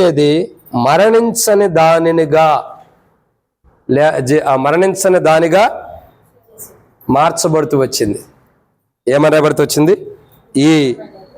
ఈ క్షయమైనది అక్షయతను ధరించుకున్నప్పుడు ఈ మర్తమైనది అమర్త్యత అంటే ఈ మరణించని దానిని ధరించుకుందంట. అదే మహిమ గల శరీరం. ఈ మరణించేది ఏంటి? చెప్పండి. మరణించేదేంటి? శరీరమే కదా. ఆత్మ మరణించిద్దా? నరకంలో ఉండా మరణం అన్నది లేదు కదా ఆత్మకి. ఆత్మ నరకంలో కాలుతున్న మరణం లేదు, పరలోకంలో ఉండా కానీ మరణం లేదు. మరి మరణించేది ఏంటి? ఎంత అందంగా చూసుకుంటామో. పెళ్లి సంబంధంకి వెళ్తే అందమైన అమ్మ కావాలి. ఒకసారి అటు ఇటు నడువమ్మ అంటాం, ఆమె నడిచిద్ది. ఈ కాలు ఈ పక్క ఎత్తుంది, కాలు చూస్తాం. మొదట చేతులు ఎట్టంటుందో చూస్తాం. ఇంకేం చూస్తాం? ఒకసారి నవ్వమ్మా అంటాం. నవ్వు రాకపోయినా జోకులేస్తాం. అక్కడ అవసరం లేకపోయినా ఎందుకు జోకులేస్తాం? ఆమె నవ్వితే ఆమె పొళ్ళల్లో ఏడన్నా ఎత్తు పొళ్ళు ఉండేమో, పక్క పొళ్ళు ఉండేమో చూడటానికి జోకులేస్తాం. ఇంకా తర్వాత ఒకసారి తుమ్మమ్మ అని కూడా అంటావేమో, ముక్కెట్టుందో చూడటానికి. ఏమంటావో? కళ్ళజోడు అంటే కళ్ళజోడు తీయమ్మ ఒకసారి. ఎందుకు? కళ్ళజోడు వెనకాల మెల్లకన్ను ఉందేమో. అన్నీ వెతుకుతాం మనం. కానీ మనం వెతికేయన్నీ ఎలాంటివి చెప్పండి? ఈ ఎతికేవన్నీ కూడా ఎలాంటిదంటే ఈ మర్తమైనది అమర్త్యతని, ఇది ఎలాంటిది? మర్తమైనది అంటే మరణించేది. మనం వెతికేది ఏంటి? మరణించేది. మరణించే దాన్ని మనం వెతుక్కుంటాం, మరణించే దాన్ని మనం చూస్తాం, మరణించే దాని మీద మన మనసు ఉండిద్ది. సజీవమైన దాని మీద ఎప్పుడూ మనకు మనసు ఉండదు. అందుకే పాట కొనుందిగా, మీ శరీరం సజీవ యాగముగా దేవునికి సమర్పించుకోమంది. సజీవ యాగముగా మీ శరీరములను సమర్పించుకోవాలి. సజీవులుగానే సమర్పించుకోవాలి. చచ్చి ఏం సమర్పించుకుంటా? చనిపోయిన తర్వాత నువ్వు సమర్పించుకోవడానికి ఏముందో? మట్టికి సమర్పించుకోవడం తర్వాత ఏమి లేదు. చచ్చిపోయిన తర్వాత మానవుడు దేనికి సమర్పించుకుంటున్నాడు? మట్టికి సమర్పించుకుంటున్నాడు. నన్ను నువ్వే తీసుకొని. ఎందుకు? ఇది చచ్చిపోయేది. అందుకే బైబిల్ ఉంది, మన్ను అనేది వెనకడం వల్లనే మరలా భూమికి చేరును. ఇది అమర్త్యత కలిగింది, ఇది మర్తమైనది. కాబట్టి ఈ యొక్క మరణం కలిగినటువంటి శరీరం, మరణమయ్యేటటువంటి శరీరం, మరణము కలిగినటువంటి శరీరం, మరణము వచ్చేటటువంటి శరీరం, ఇప్పుడు ఈ శరీరం ఏమైందండి? అమర్త్యతను ధరించుకుంది. అంటే మరణము లేని దానిగా చేయబడుతూ వచ్చింది. అంటే యేసు ప్రభు వారు ఆయన సజీవుడిగా లేపబడిన రోజు ఏం జరుగుతూ వచ్చిందంటే, 4వదిగా ఏం జరుగుతూ వచ్చిందండి? మరణమయ్యేది మరణము లేనిదిగా లేపబడుతూ వచ్చింది. మరణమయ్యేది మరణము లేనిదిగా. మరణమయ్యేది ఏంటి? మన శరీరం. మరి లేపబడేది ఏంటి? మహిమగల శరీరం. ఏ శరీరం? మహిమగల శరీరం. ఇప్పుడు యేసు ప్రభు వారు మన్నైన శరీరంతో ఆయన ఈ లోకం విడిచిపెట్టి మహిమగల శరీరంతో లేపబడుతూ వచ్చాడు. తద్వారా ఆయన లేపబడిన రోజు ఏం జరిగింది? మరణమైనది తీసివేయబడి మరణము లేనిది ధరించుకోబడుతూ వచ్చింది. చూడండి, ఆయన సజీవుడిగా లేపబడిన రోజు ఎంత ధన్యత మనకు వస్తుందో, ఆయన సజీవుడిగా లేపబడినటువంటి రోజు ఎంత ధన్యత మనకుందో. ఆయన సజీవుడిగా లేపబడటం ద్వారా ఏం జరుగుతూ వచ్చిందండి? ఆ రోజు ఏం జరిగింది? కేవలం ఆయన సజీవుడిగా లేపబడటం ద్వారానే ఇవన్నీ మనకు జరిగినాయి. ఆయన సజీవుడిగా లేపబడకపోతే ఇవేవి మనకు ఉండేవిగా. ఆయన సజీవుడిగా లేపబడిన రోజు ఏం జరిగింది? ఒకటి, పాపానికి ఉన్న బలము ధర్మశాస్త్రం నెరవేర్చబడి తీసివేయబడింది. పాపానికి ఉన్న బలము తీసివేయబడటం ద్వారా బలహీనరాలు అయిపోయింది పాపం. ఇప్పుడు 2, ఆయన సజీవుడిగా లేపబడిన రోజు ఏం జరిగింది? ఒకటి, బలం బలహీనరాలైంది. 2, అపరాధంకున్న గడియలు తీసివేయబడి అపరాధం నుండి మానవుడు విడుదల పొందుతూ వచ్చాడు, బంధించబడిన అపరాధం నుండి. 3, ఆయన సజీవుడిగా లేపబడిన రోజు ఏం జరిగింది? నశించే దానిని నుండి నశించిన దానిగా మార్చబడుతూ వచ్చింది. 4, ఆయన సజీవుడిగా లేపబడిన రోజు ఏం జరిగింది? మరణము పొందేది అంటే మరణించేది మరణించని దానిగా మార్చబడుతూ వచ్చింది. ఇప్పుడు మనం మరణించే వారం, ఈరోజు మనం ఏం చేయబడ్డాం?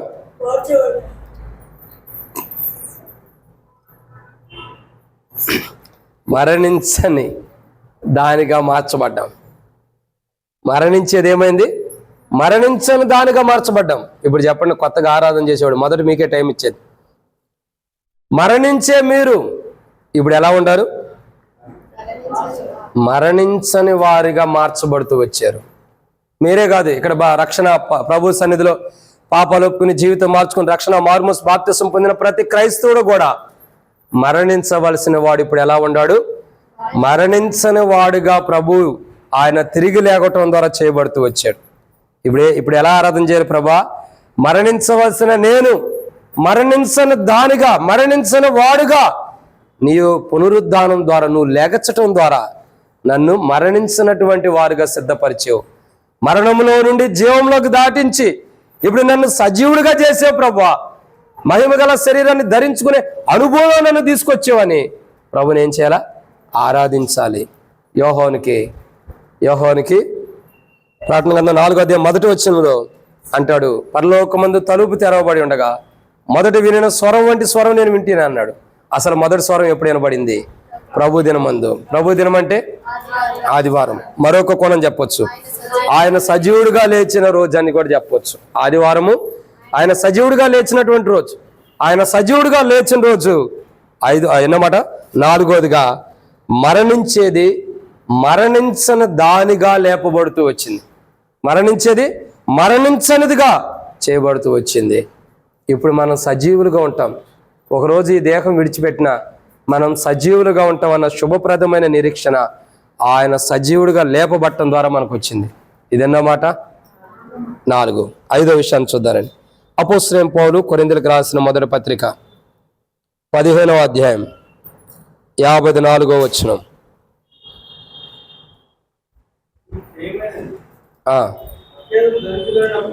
ఈ క్షయమైనది అక్షయతను ధరించుకున్నప్పుడు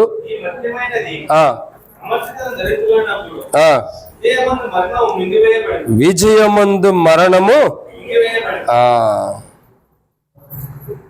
ఇక్కడ మనం చూస్తున్నటువంటి 5వ మాట, ఆయన సజీవుడిగా లేపబడిన రోజు ఏం జరిగిందంటే, 5వ మాట ఒక మాటలో చెప్పాలంటే విజయమందు మృత్యువు మృంగివేయబడిందంట. విజయమందు మృత్యు ఏమైంది?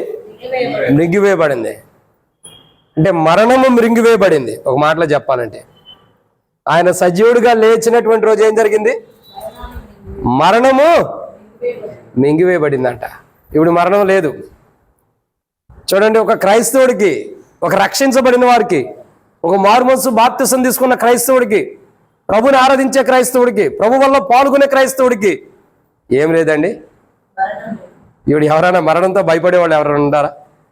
అమ్మో నాకు మరణం వచ్చేసింది, అమ్మో ఇప్పుడు నేను చచ్చిపోతానని భయపడేవాళ్ళు ఎవరైనా ఉండారా? ఎందుకు లేము? ఏ అనారోగ్యం వచ్చినా ప్రతిరోజు భయపడతాం. పేరుకే లేదని చెబుతాం. ఎన్నిసార్లు భయపడం ఏ రోగాలు వస్తే?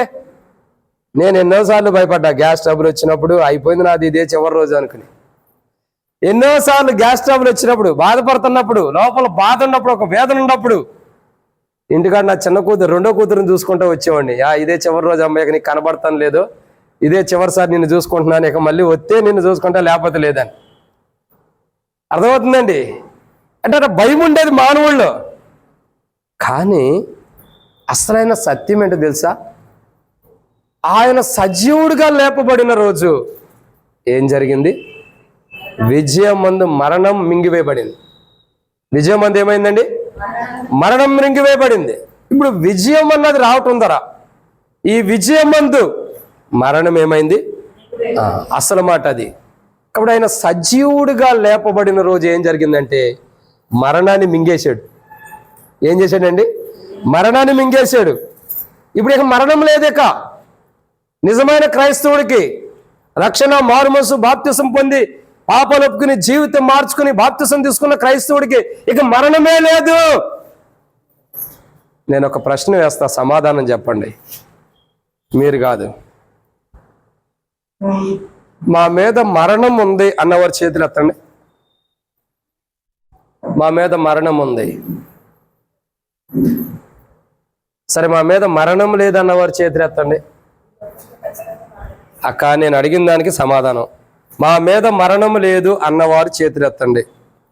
విజయమందు మరణం మింగివేయబడింది కదా. మా మీద మరణం లేదు అన్నవారు చేతులు ఎత్తండి. బల్ల కొరకు ఎత్తినట్టు కాదండి, తలకంటే పైకి ఎత్తండి. ఇంకా మరణమందు బలము లేదు అన్నవారు, క్షమించండి, మాకు మరణము లేదు అన్నవారు చేతులు ఎత్తండి. మరణము మృంగివేయబడింది మా జీవితం అన్నవారు చేతులు ఎత్తాలి. అది ఏంటో ఆలోచన మీద డౌట్గా ఉండాలి. మీరు ఎత్తలేదు కదక్క? రైట్, మంచివాడు. మరణమందు విజయము మృంగివేయబడిందంటే అర్థం ఏంటి చెప్పండి అసలు ఒక్క మాటలో? మరణమే లేదని కదా అర్థం. మన మీదకి వచ్చే మరణాన్ని ఆయన మింగేసాడు. ఇంకా మనకు మరణం ఏడుంది? మరి బాప్తిసం తీసుకున్న వాళ్ళు అందరి మీదకి వచ్చే మరణాన్ని ఆయన మింగేశాడుగా. ఇంకా మీ మీద మరణం ఎక్కడ ఉంది? నేను అడిగింది విజయమందు మరణం మింగేసిన మరణాన్ని గురించి అడిగా. ఈ లోక మరణం అని నేను చెప్పానా? ఈ లోక మరణం అయితే అది నేను అడిగేవాడిని. ఈ లోక మరణం అని నేను అనలేదు కదా. ఏమన్నాడు అడుగుతున్నాను? మరణము మృంగివేయబడినటువంటి అనుభవం ఉన్నవారు చేతులు ఎత్తండి అని నేను అన్నా. ఎవరైతే రక్షణ, మారుమనసు, బాప్తిసం తీసుకున్నారో మీ మీద ఉన్న మరణాన్ని యేసు ప్రభు వారు మింగేశాడు. ఎలా మింగాడు? విజయములో మింగవేయబడుతూ వచ్చింది. ఆయన ఏదైతే విజయం పొందుతూ వచ్చాడో ఆ విజయములో మరణం మింగేయబడుతూ వచ్చింది. ఇక మరణం లేదు. విజయము మరణాన్ని మింగేసింది. ఇప్పుడు రక్షణ మారుమనసు బాప్తిసం పొందిన వాళ్ళు చేతులు ఎత్తండి. ఇప్పుడు అన్న అర్థమైద్ది. రక్షణ మారుమనసు బాప్తిసం పొందిన వాళ్ళు ఎత్తుదా వద్దని కాదండి, రక్షణ మారుమనసు బాప్తిసం పొందిన వాళ్ళు చేతులు ఎత్తండి. చేతులు ఎత్తారు. మీ మీద ఉన్న మరణం మింగివేయబడింది. ఇప్పుడు రక్షణ మారుమనసు బాప్తిసం లేనివాడు చేతులు ఎత్తండి. ఏందమ్మా మళ్ళీ ఎత్తుతున్నావు? రక్షణ మారుమనసు బాప్తిసం లేనివాడు చేతులు ఎత్తండి. మీకు అందరూ బాప్తిసాలు ఉన్నాయా? చామన్ని ఇచ్చాడా లేదా కిందాన్ని ఇచ్చాడా? మరి చేతులు ఎత్తండి పైకి. అది ఈయనేంటి వర్తమానం జీవితం అయ్యారు, అడిదిరిగి కూర్చున్నా ఇడిదిరిగి చెప్పే రోజులు చాలా ఉండలేదు, దేవుడు అనుమతిస్తాడు. కాబట్టి ఏం జరుగుతుందండి, ఇప్పుడు చేతులు ఎత్తిన వారు బాగా చేతులు పైకి ఎత్తండి. ఇంకా దానికంటే మీరు ఇంకో మంచి పని చేయొచ్చు. అందరు నిలబడండి. ఎందుకు ఇష్టం అక్క బాప్తిసం తీసుకోవాలా? చేతుతున్నావేంటి? ఇక నేను అడిగింది ఏంటి? మరణము మా మీద ఉందన్నవాడు చేతులు ఎత్తాలి. నిలబడండి చేతులు ఎత్తినవాడు. త్వరగా నిలబడాలి. భోజనాలు ఏం పెడతలా, ఐస్ క్రీమ్లు ఏమి ఎవరు, త్వరగా నిలబడితే పని అయిపోయింది. అడు తిరగండి సంఘం ఎదుటికి. ఇప్పుడు చెప్పండి, మా మీద మరణం ఉంది. ఏం చెప్పాలి మీరు? నాకెందుకు, వాళ్ళకి చెప్పండి. ఏముందండి? మా మీద వినపడిందండి. లాస్ట్ ఉండేవాడికి అక్క వినపడిందా? వినపడినా వినపడినట్టుగానే ఉండాలి. పెద్దగా చెప్పండి. సత్యక్కకి వినపడలా, పెద్దగా చెప్పండి. మా మీద అని నాకే వినపడతలా.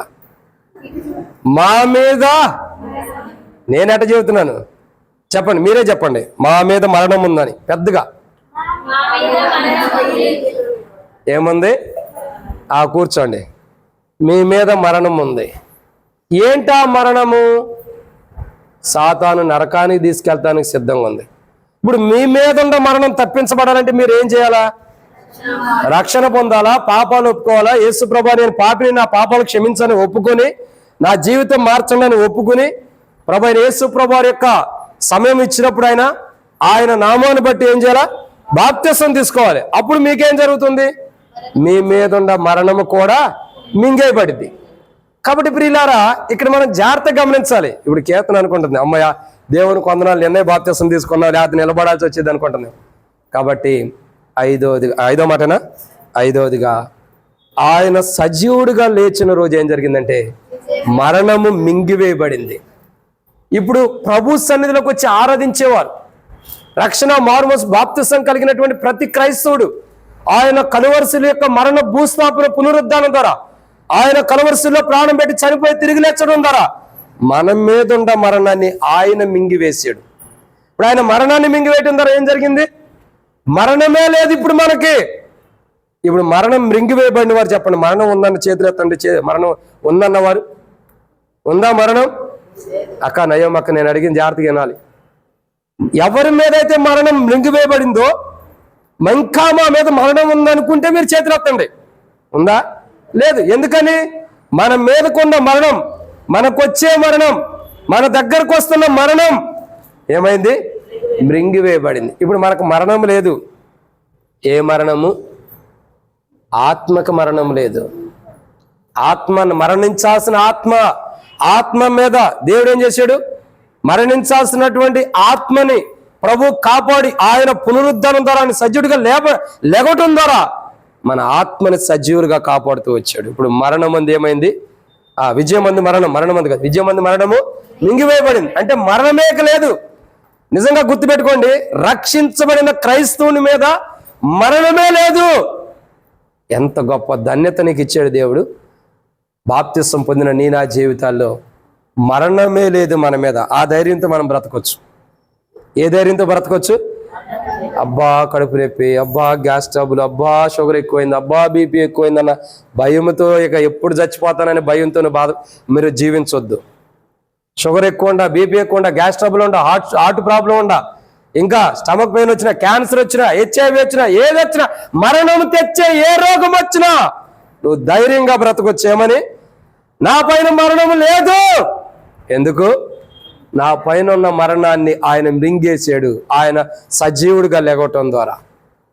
ఈరోజు మనం ఆరాధించాలి. ప్రభా నువ్వు సజీవుడిగా లేచిన రోజు నా మీదున్న మరణాన్ని మింగేసావు ప్రభు అని ఆరాధించాలి. ఇది ఎన్నో మాట? 5. 6వ విషయాన్ని చూద్దామండి, ఇక త్వరగా ముగిచ్చేద్దాం. 6వ మాట రండి. దేవుని యొక్క వాక్యాన్ని చూసినట్లయితే అపోస్తలుడైన పౌలు కొరింథీయులకు రాసిన మొదటి పత్రిక 15వ అధ్యాయం. అపోస్తలుడైన పౌలు కొరింథీయులకు రాసిన మొదటి పత్రిక 15వ అధ్యాయం మనం చూస్తూ వస్తున్నాము. 55వ మాట, 55వ వచనం, క్షమించండి, 55వ మాట కాదు, 55వ వచనం.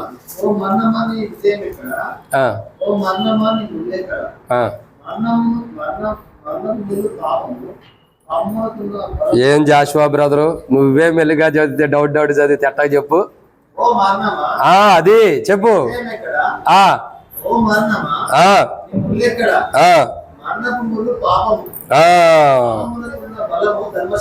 చాలు చాలు చాలు.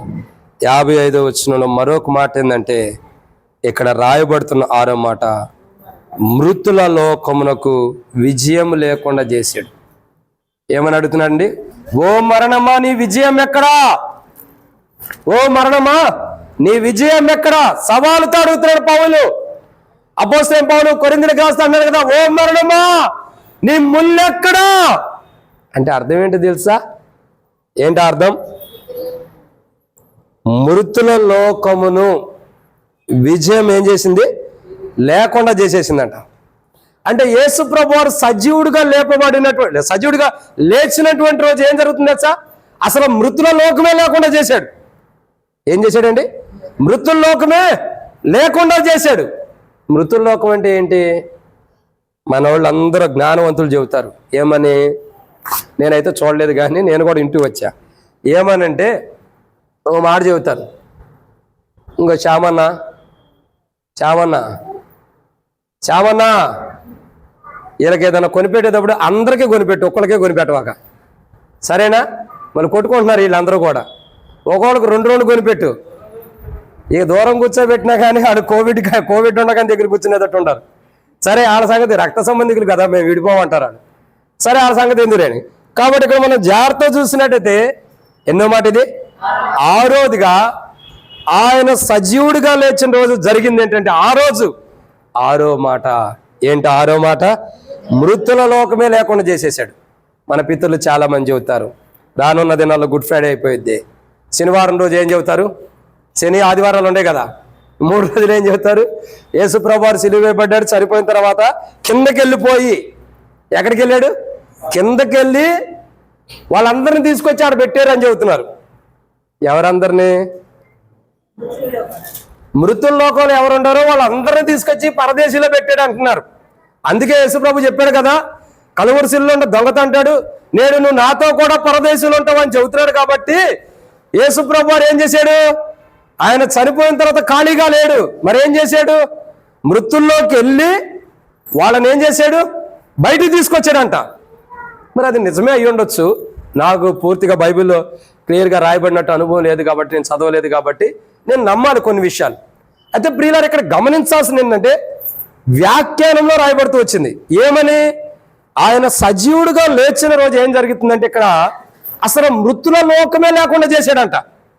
ఏ లోకం లేకుండా చేశాడు? ఆయనకు ముందు మృతుల లోకం ఉంది, ఆయనకు ముందు మృతుల లోకం ఉంది, ఆయనకు ముందు మృతుల్లాంటి లోకం ఉంది. కానీ ఆయన మృతుడు, ఆయన మృతమై ఆయన మరణాన్ని జయించి సజీవుడిగా లేచిన తర్వాత ఇక మృతుల లోకం లేదు. ఆయనకు ముందు ఉంది. ఆయన మరణించక మునుపు మృతుల లోకం ఉంది. ఆయన సజీవుడిగా లేచిన తర్వాత మృతుల లోకం లేదంటేక. ఏ లోకం లేదంటేక? మృతుల లోకం లేదేక. ఆయన సజీవుడిగా లేపబడిన తర్వాత, ఆయన సజీవుడైన తర్వాత మృతుల లోకం లేదు. కానీ మృతులయ్యేవారు చాలామంది ఉండారా లేదా? ఉండారు. మీకు మళ్ళా చెబుతున్నానండి, మీ ఇంట్లో 2 దారులు ఫోటో ఎప్పుడన్నా ఉందా? 2 దారులు, ఇరుకు మార్గం, విశాల మార్గం ఉందా? దాంట్లో చక్కగా ఒక్క మాట చెబుతా, అది అంతా నేను క్లియర్గా చెప్పను. అది చెప్పాలంటే 1 సంవత్సరం బట్టి ఆ వర్తమానాలన్నీ కంప్లీట్ చేయాలండి. దాంట్లో ఒకే ఒక్క మాట, మళ్ళీ సంవత్సరానికి 7 మాటలు చెప్పాలి ఒక్కోదానికి, ఏడు చెబుతాలే. కాబట్టి దాంట్లో ఒక్క విషయం ఉంది. ఒక్క వ్యక్తిని నేను బాగా గమనించా. అందరూ మీరు ఆ ఫోటోలు ఏం చూసారో తెలియదు కానీ నేను ఆ ఫోటో చూడంగానే ఒక్క వ్యక్తి మీద బాగా గమనించా. ఎవరా వ్యక్తి అంటే, ఇరుకు మార్గంలో గుండా వెళ్తున్నాడు. అయితే ఒక బిల్డింగ్ ఉంది, 2 అంతస్తుల బిల్డింగ్. 2 స్టేర్ల బిల్డింగ్ ఉంది. గ్రౌండ్, ఫస్ట్ ఫ్లోర్ ఉంది. గ్రౌండ్లో తలుపు ఓపెన్ చేస్తుంది, ఫస్ట్ ఫ్లోర్లో తలుపు ఓపెన్ చేస్తుంది. గ్రౌండ్లో తలుపు దగ్గర ఒక స్త్రీ ఉంది, ఫస్ట్ ఫ్లోర్లో తలుపు దగ్గర ఒక స్త్రీ ఉంది. ఇది ఎక్కడుంది? విశాల మార్గంలో ఉంది ఈ యొక్క ఇల్లు. ఇరుకు మార్గంలోకి యవనస్తుడు వెళ్తున్నాడు. వెళ్ళే యవనస్తుడు ఏం చేశాడంటే, ఈ ఇరుకు మార్గానికి బోర్డర్ ఉంటుంది కదా, అంటే గోడ, ఈ గోడ మీదకి ఎక్కి చూస్తున్నాడు. ఏం చూస్తున్నాడు? ఆ 2 డోర్లలో ఉన్న అక్కలను చూస్తున్నాడు. ఎవరిని చూస్తున్నాడు? మీరు జాగ్రత్తగా ఇంటికి వెళ్ళిన తర్వాత గమనించి చూడండి. ఆ 2 డోర్లలో ఉన్న అక్కలను చూస్తున్నాడు. మాట్లాడుతున్నాడేమో, ఏం చేస్తా అనుకో అంటే ఇక్కడ అర్థం ఏంటి? ఇరుకు మార్గంలో అంటే దేవుని మార్గంలో నడిచేవాడు లోకపు వెలుగు వైపు మరలా చూడకూడదు. లోకం వైపు, లోక వెలుగు కాదు, లోకం వైపు చూడకూడదు. కానీ ఇరుకు మార్గంలో వెళ్ళేవాడికి శరీరాశలు చావలా, శరీర కోరికలు చావలా.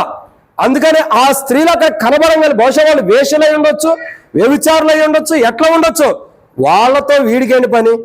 వెళ్ళాల్సిన మార్గంలో సరిగా వెళ్ళకోకుండా వాళ్ళతో నీకేంటి పని? తొంగిట చూస్తున్నాడు. ఇప్పుడు అతనికి మరణం ఉందా లేదా? ఉంది.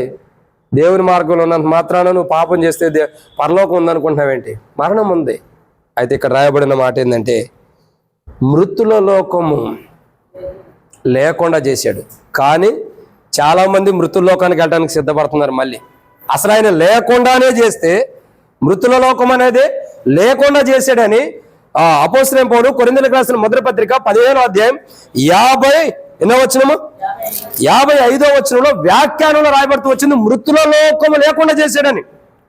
ఆయన మృతుల లోకం లేకుండా చేస్తే ఇక చాలా మంది మృతుల లోకానికి, క్రైస్తవులుగా కూడా ఉండి మృతుల లోకానికి వెళ్ళే వాళ్ళు ఉంటారు. ఇక వాళ్ళ పాప జీవితాన్ని గురించి మనకొద్దు. అయితే ఆయన సజీవుడిగా లేచిన రోజు, ఇది ఆ ఒక్కరోజే జరిగింది. ఏ ఒక్కరోజు? ఆయన సజీవుడిగా లేచినటువంటి రోజు. ఒకటి ఏం జరిగింది? పాపంకున్న బలం, ధర్మశాస్త్రం తీసివేయబడి పాపం బలహీనరాలు అవుతూ వచ్చింది. పాపాన్ని బలహీనరాలుగా చేశాడు. 2, అపరాధముల చేత బంధించబడిన వారికి విడుదల ఇచ్చాడు. 3, నశించిన దానిగా చేస్తూ వచ్చాడు. 4, మరణించిన దానిగా చేస్తూ వచ్చాడు. 5, విజయమందు మరణాన్ని మింగివేశాడు. ఐదోదిగా 6, మృతుల లోకం లేకుండా చేశాడు. ఆ ఒక్కరోజు ఆయన సజీవుడిగా లేపబట్టం ద్వారా. 7వదిగా ఆయన సజీవుడిగా లేపబడిన రోజు ఏం జరిగింది? ఇదంతా ఆ రోజే జరిగింది. ఏం జరిగింది రండి చూద్దాం. దేవుని యొక్క వాక్యం చూసినట్లయితే అపోస్తలుడైన పౌలు కొరింథీయులకు రాసిన మొదటి పత్రిక 15వ అధ్యాయం 54వ వచనం. అపోస్తలుడైన పౌలు కొరింథీయులకు రాసిన మొదటి పత్రిక 15వ అధ్యాయం 54వ వచనం. ఈ క్షయమైనది అక్షయతను ధరించుకున్నప్పుడు విజయమందు మరణము మృంగివేయబడినని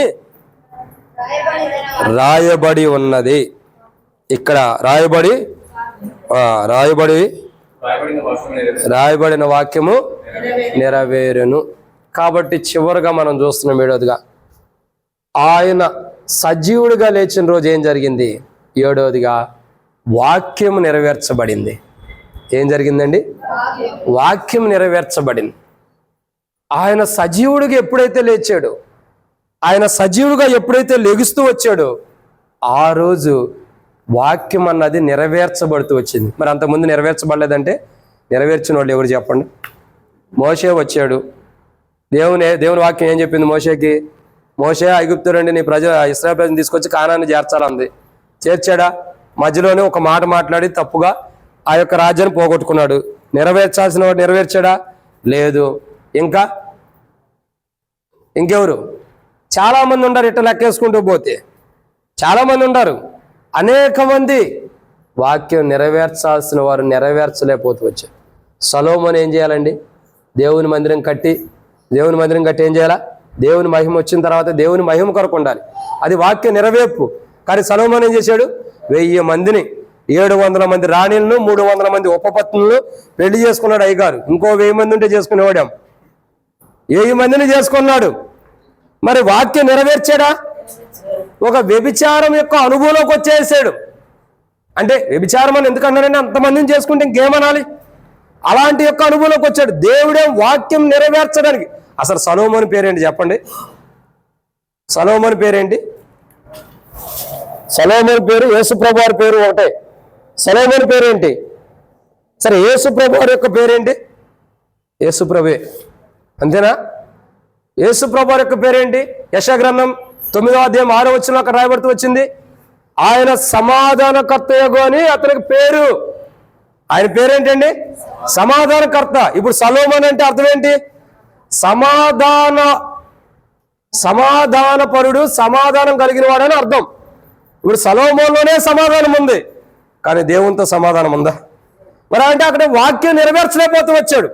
అంటే ఆది ఆదాము నుండి యేసుప్రభు వారి ముంగట వరకు చనిపోయిన వారు అందరూ కూడా వాక్యాన్ని నెరవేర్చలేని వారు ఉంటూ వచ్చారు. నాకు తెలిసినంత వరకు 100% వాక్యాన్ని నెరవేర్చలేని స్థితిలో ఉన్నప్పుడు యేసుప్రభు వారు నరవతారికి లోకానికి వచ్చి వాక్యం నెరవేర్చడం కొరకు మానవులైన మన నిమిత్తమై కలవరి శిలను ప్రాణం పెట్టి చనిపోయి తిరిగి లేచి ఆయన మరణ భూస్థాపన ద్వారా, ఆయన మన కొరకే చనిపోయి తిరిగి లేచడం ద్వారా, ఆయన కలవరి శిలలో చనిపోయి తిరిగి లేచడం ద్వారా, ఆయన మరణ భూస్థాపన పునరుద్ధానం ద్వారా ఏం జరుగుతూ వచ్చింది? ఆయన సజీవుడై లేచిన రోజు వాక్యముగా నెరవేర్చబడుతూ వచ్చింది. ఏమవుతూ వచ్చిందండి? వాక్యముగా నెరవేర్చబడుతూ వచ్చింది. అసలు వాక్యము నెరవేర్చిన దినం ఒకటి ఉందంటే అది యేసుప్రభు వారు సజీవుడిగా లేచిన రోజే. అది యేసుప్రభు వారు సజీవుడిగా లేచిన రోజు వాక్యాన్ని నెరవేర్చిన వాడుగా ఉన్నాడు. వాక్యాన్ని ఏం చేశాడు? నెరవేర్చాడు. అంటే వాక్యము నెరవేర్చబడినటువంటి దినం అది. వాక్యాన్ని నెరవేర్చినటువంటి దినం అది. వాక్యాన్ని నెరవేర్చాడు. ఇప్పుడు అర్థమవుతుందండి, యేసుప్రభు వారు సజీవుడిగా లేచిన రోజు 7 అనుభవాలు జరిగినాయి. ఒకటి ఏంటి? పాపమునుకున్న బలము ధర్మశాస్త్రం తీసివేయబడి పాపము బలహీనరాలుగా చేయబడుతూ వచ్చింది. ధర్మశాస్త్రం నెరవేర్చబడుతుంది. 2, ఇవన్నీ ఆయన సజీవుడిగా లేచిన రోజే జరిగినాయి. అంటే ఆయన పునరుద్ధారుడే ఎప్పుడైతే లేచాడో ఆ రోజు అవి జరిగినాయి. ఆ మాటకు అర్థం ఏంటి మీరు అడగొచ్చు. అసలు కొరింథీయులకు రాసిన పత్రికలో ఆయన లేచినట్టు ఎక్కడ ఉంది? మీరు ఇవన్నీ ఎట్లా చెప్పుకొచ్చారని అనొచ్చు. పౌలు చెబుతాడు, ఇంటికి వెళ్ళిన తర్వాత చదవండి. కొరింథీయులకు రాసిన పత్రిక 15వ అధ్యాయము మీరు జాగ్రత్త చదివినట్టయితే 44వ వచనం 41వ వచనం కానించి మీరు చదివితే అప్పుడు అర్థమైద్ది అసలు ఆయన లేపబడింది ఎక్కడో ఏంటన్నది. కాబట్టి ప్రియులారా, లేపబడిన స్థితి ఏందన్నది అర్థమైద్ది. సంఘం ఇక్కడ లేపబడుతున్న అనుభవం ఉంది. యేసుప్రభు సంఘానికంటే ముంగటే లేపబడ్డాడు. లేపబడినప్పుడు ఏం జరిగిద్ది అన్నది ఇక్కడ జరిగింది.